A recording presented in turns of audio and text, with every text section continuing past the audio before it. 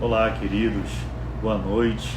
Estamos aí em mais um Tadel. Na verdade, não é mais um Tadel. Esse é o último Tadel, do nosso ano, do ano de 2020. O último Tadelão aí de 2020, Tadel muito especial.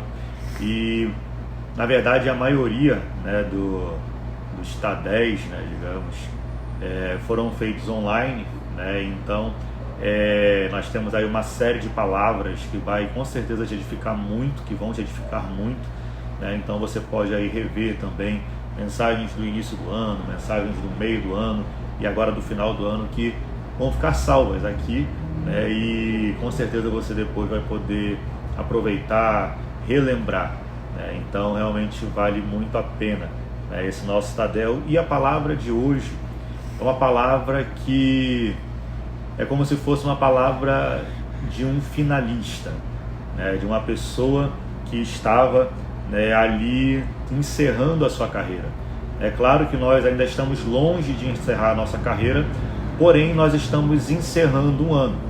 É como se fosse um encerramento de um período, e é um encerramento de um período onde vai nascer um novo ano com uma nova perspectiva, com novas esperanças, com muitas vezes uma nova maneira de pensar, uma nova maneira de agir, Então o ano novo ele sempre traz esses pensamentos, no que a gente precisa mudar, no que a gente precisa melhorar, aonde a gente precisa crescer, quais foram os nossos erros e os nossos acertos durante esse ano.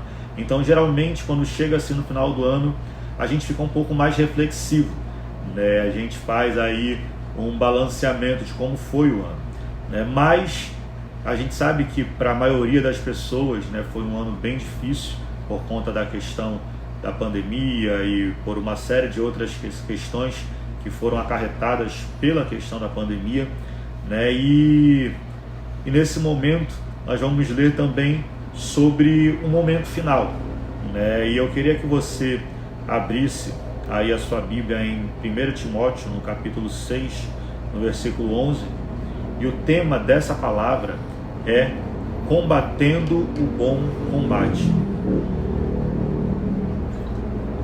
1 Timóteo capítulo 6, no versículo 11, diz assim: Mas tu, ó homem de Deus, foge destas coisas, e segue a justiça, a piedade, a fé, o amor, a paciência, a mansidão. Milita a boa milícia da fé. Toma posse da vida eterna, para a qual também foste chamado, tendo já feito boa confissão diante de muitas testemunhas. Mando-te diante de Deus, que todas as coisas vivifica, e de Cristo Jesus, que diante de Pôncio Pilatos deu testemunho de boa confissão, que guardes este mandamento sem mácula e repreensão, até a aparição de nosso Senhor Jesus Cristo. Ou seja, aqui ele fala sobre o combater essa boa milícia, Em outras versões fala sobre o combater esse bom combate da fé pelo qual ele foi chamado. Todos nós fomos chamados para combater esse bom combate. E como a gente combate esse bom combate? A Bíblia diz que é o quê? Nós seguirmos a justiça, a piedade, a fé, o amor, a paciência e a mansidão. Ou seja, são pilares fundamentais, são pilares muito importantes para que a gente possa fazer um bom combate. E o engraçado é que todas essas armas que a Bíblia nos dá, elas são armas que teoricamente não vencem nenhuma guerra aqui nesse mundo. Infelizmente, nesse mundo, as pessoas não vencem a guerra com paciência, com amor, com fé. Geralmente as pessoas vencem uma guerra com ódio, com a raiva, com a fúria. Muitas vezes as pessoas vencem uma guerra trapaceando, porém no reino de Deus é exatamente o contrário. Se eu quero ganhar, eu preciso me esvaziar. Se eu quero ganhar alguma coisa, se eu quero receber alguma coisa, eu preciso me esvaziar de mim. Se eu quero ganhar esse combate, na verdade eu preciso me esvaziar através da mansidão, da fé, do amor, da paciência, da justiça, da piedade. né? Então a Bíblia ela deixa bem claro sobre isso, né? E todos nós já percebemos que muitas vezes, né, quando a gente está combatendo esse bom combate, vem situações que tentam nos fazer retroceder. Afinal, o propósito, né, do inimigo é exatamente esse: é fazer com que a gente perca esse bom combate, com que a gente perca as nossas estruturas nesse combate. Por isso que diariamente ele vem tentando fazer com que o seu amor se esfrie, por isso que diariamente ele vem tentando com que a sua mansidão, né, chegue ali no limite, com que a sua paciência chegue no limite, né, com ciladas para fazer com que você não pratique a justiça, ou fazer parecer que a injustiça é mais proveitosa do que a justiça. Então, diariamente, o inimigo ele tem tentado nos impedir da gente combater esse bom combate com as armas verdadeiras. Então ele vai tentando o quê? Colocar no nosso coração o ódio, a falta de amor, a intolerância, a falta de paciência, a ansiedade e uma série de outras coisas. Mas agora nós vamos ver 7 razões para que a gente nunca desista de combater esse bom combate. E a primeira razão é porque Deus nos ama de verdade. Nós temos aí um versículo clássico, né, que é João capítulo 3, no versículo 16, que diz assim: porque Deus amou o mundo de tal maneira que deu o seu Filho unigênito, para que todo aquele que nele crê não pereça, mas tenha a vida eterna. Uma das razões para a gente permanecer é por conta do amor de Deus. Não existe, na verdade, nenhuma das razões, eu posso dizer que é a maior razão. A maior razão para que a gente não retroceda, para que a gente continue combatendo esse bom combate, é a certeza do amor de Deus. Um amor que se esvaziou, que combateu esse bom combate, não revidando, não retrucando na mesma moeda, não pagando mal com mal, mas em paciência, em amor, se entregou por nós. Então esse já é o maior motivo. Por que eu vou desistir se alguém nunca desistiu de mim? Por que eu vou desistir de Jesus? Porque desistir de combater esse bom combate é desistir de Jesus. Por que eu vou desistir de combater por alguém que entregou a vida por mim, que combateu por mim até o fim? Porque então seria muita ingratidão da minha parte se eu desistisse. Seria muita ingratidão da minha parte se eu abandonasse. Então eu de maneira alguma posso abandonar quem nunca me abandonou. A gente não pode ser ingrato, e por isso que essa é a maior, está aqui como a primeira razão, mas essa é a maior razão para que a gente não desista, de combater esse bom combate. Todas as vezes que talvez você pensar em desistir, porque o pensar em desistir é normal, todo mundo pelo menos já passou, pelo menos uma vez na vida já pensou em desistir, mas a gente precisa entender que vale a pena a gente perseverar por alguém que verdadeiramente nos amou. A gente perseverar por alguém que deu tudo de si, que se esvaziou de si mesmo para que a gente tivesse a vida. E hoje acredito que a melhor coisa que nós podemos fazer é nos esvaziarmos de nós mesmos, para que a vida dele comece a ser cheia, para que a nossa vida comece a ser cheia da vida dele. E a segunda razão é porque Deus tem cuidado de nós.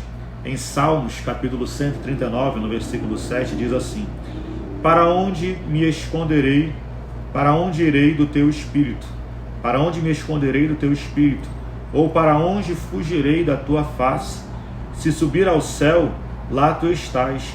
Se fizer no inferno a minha cama, eis que tu ali estás também. Se tomar as asas da alva, se habitar nas extremidades do mar, ali Deus também está. Sabe, gente, isso é algo incrível. Muitas vezes, quando eu lembro quando eu lia quando eu era criança esse versículo, muitas vezes eu ficava pensando, rapaz, então Deus está me espionando direto, porque aonde eu estiver, Deus está ali me observando, Deus está me olhando, né? E às vezes eu ficava aqui meio que um pouco neurótico com isso, né? Mas na verdade isso não fala que Deus está ali o tempo inteiro vigiando a gente, esperando a gente falhar, ou a gente pecar, alguma coisa assim, não. Mas na verdade isso demonstra o cuidado de Deus conosco, né? Isso é a demonstração do amor de Deus pelas nossas vidas, né? E ele fala, olha, se eu fizer no inferno a minha cama, Deus vai estar ali, né? Meu Deus, que coisa, né? É incrível, né? Como Davi aborda essa questão sobre o cuidado de Deus, para onde nós formos, Deus ele está com a gente, até porque foi a promessa dele, que ele estaria conosco durante todos os dias até a consumação dos séculos. Então essa é a segunda razão para que a gente não desista de combater esse bom combate. A terceira razão é porque ele jamais esqueceu de nós. Mateus 6,30 diz assim: pois se Deus assim veste a erva do campo que hoje existe e amanhã é lançada no forno, não vos vestirá muito mais a vós, homens de pequena fé. Não andeis, pois, inquietos, dizendo: que comeremos, ou que beberemos, ou com que nos vestiremos, né? Ou seja, Deus ele cuida de nós, ele jamais nos esquece. Por isso que dá a importância da gente descansar nele, da gente não se deixar levar pela ansiedade, né? Até porque a ansiedade ela muitas vezes nos leva a um estado de inquietação, a um estado de falta de paz. Ela muitas vezes nos leva a um estado de independência de Deus, né? A ansiedade ela gera essa independência de Deus, né? Por conta de eu não confiar plenamente, eu acabo ficando ansioso, e fora que gera outras doenças, né, psicológicas. E a quarta razão é porque ele nunca desistiu de nós, né? Deus ele nunca desistiu de nós. Como a gente já falou um pouco sobre isso, né? Se ele nunca desistiu de mim, por que eu vou desistir? Né? Se ele deu exemplo, né, até o fim, né, sendo o próprio exemplo para que a gente venha segui-lo, por que eu vou abandoná-lo? Né? Se ele se fez homem para mostrar que como homem nós também conseguimos viver uma vida correta diante de Deus através da graça de Jesus, então por que eu vou desistir agora? Se ele mesmo falou que quando nós errássemos, não era para a gente ficar se martirizando, ou se culpando, ou se condenando, mas era para a gente acreditar que nós temos um advogado que nos defende junto a Deus, um advogado que não nos acusa, pelo contrário, ele nos defende, né? Ou seja, esse é o motivo da gente não desistir. Não tem para que eu desistir. Somente quem pode fazer eu desistir sou eu mesmo, quando eu não acredito verdadeiramente naquilo que foi feito na cruz. Aí é que vem a desistência. Mas quando eu acredito, mesmo que eu erre, mesmo que eu falhe, mesmo que eu tropece, mesmo que eu caia, eu vou ter a certeza de que eu já fui perdoado desde a fundação do mundo. Desde antes de eu ter pensado, de eu ter nascido, Deus já havia escrito os meus dias e já havia perdoado a minha vida e os meus pecados. Então essa certeza do amor e do perdão nos faz com que a gente continue nessa caminhada. Então não deixe que o inimigo te engane, colocando o sentimento de culpa, achando que porque você errou, porque você falhou, porque você pecou, você não é mais digno de combater esse combate. Não, você pode ser um soldado ferido, mas Deus ele não é do tipo de senhor, do tipo de general, que quando o soldado está ferido, que abandona os seus soldados. Não, ele vai lá e resgata o soldado, restaura o soldado, para que aquele soldado possa continuar combatendo o bom combate. Amém? A quinta razão é porque sabemos que Deus jamais nos decepcionará, né? Ou seja, essa confiança no amor dele, né? Em Romanos 5,5 diz assim: e a esperança não nos traz confusão, porquanto o amor de Deus está derramado em nossos corações pelo Espírito Santo que nos foi dado, né? Ou seja, por isso nós temos essa esperança no amor de Deus que não nos decepciona. A sexta razão é porque ele morreu por nós, né? Ou seja, é a graça, é a entrega, é exatamente, né, a graça de Deus que há sobre as nossas vidas, porque Jesus morreu por nós, porque ele foi até o fim. É exatamente por isso porque nós não vamos desistir, nós vamos continuar até o fim. E a 7ª e última razão é porque lá no céu existe uma morada à nossa espera, né? Ou seja, é ter a consciência, né, de que um dia nós vamos viver eternamente com Jesus. Na verdade, isso é que faz o céu ser céu.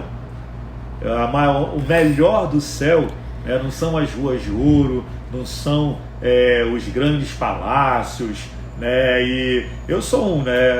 Eu vou ter uma mansão muito grande lá no céu. Rapaz, eu não quero ter mansão grande no céu, não. Eu quero ficar na mansão junto com Jesus, né? E até se eu tiver uma mansão, se eu tiver uma casinha lá no céu, rapaz, eu não vou nem viver na minha casinha lá. Eu quero viver no palácio lá de Jesus e viver eternamente com Ele.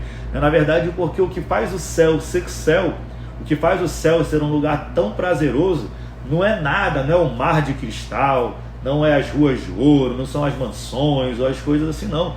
O que faz o céu ser o melhor lugar que existe é a presença de Jesus. É por isso que eu sempre falo que se por acaso Jesus não estiver no céu, não é para o céu que eu quero ir. Eu quero estar onde Jesus estiver, né? Então não existe nada melhor do que a gente entender que um dia nós vamos passar a eternidade com Jesus, né? E a gente encerra, né, aqui em João capítulo 14, versículo 1, que diz assim: não se turbe o vosso coração, crede em Deus e crede também em mim. Na casa de meu pai há muitas moradas. Se não fosse assim, eu vos teria dito: vou preparar-vos lugar. E quando eu for para vos preparar lugar, virei outra vez e vos levarei para mim mesmo, para que aonde eu estiver, estejais vós também.